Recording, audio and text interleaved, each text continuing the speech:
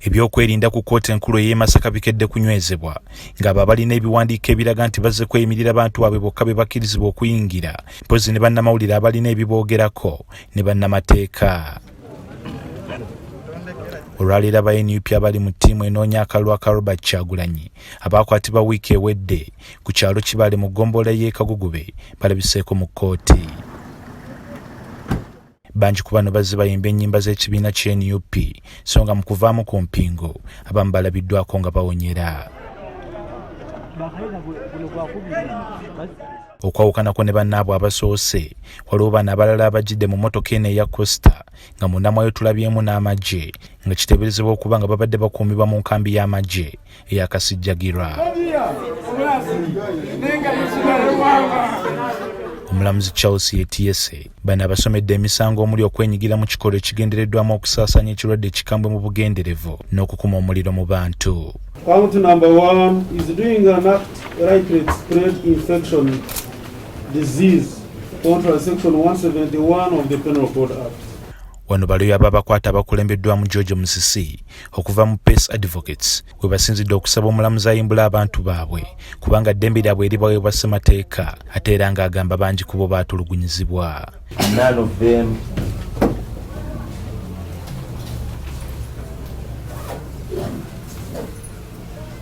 is guilty of one of the offences as no evidence is still. Your Worship, this offence is bailable at the discretion of this court. Omulamuzi asabye abagamba okutulugunyizibwa bamulaga obukakafu obulabika era abamu ne bamulaga ebiwundo.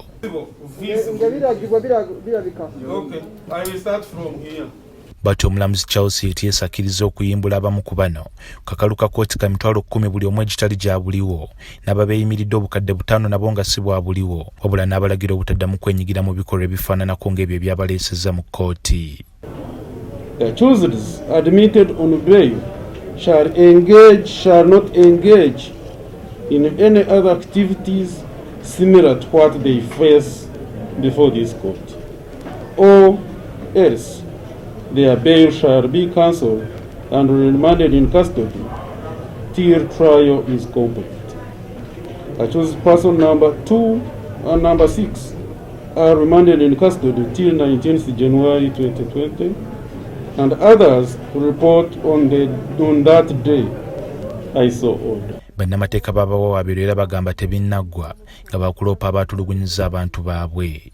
Newankubadde nga abamu ku bakwate bateereddwa ebintu bye bakwatibwa nabyo omuli n'emmotoka ya Robert Kyagulanyi n'emmotoka endala tebinnabaddizibwa nga bikyakuumibwa ku kizinga ky'e Kalangala. John Cliff Wamala, NTV wane Masaka.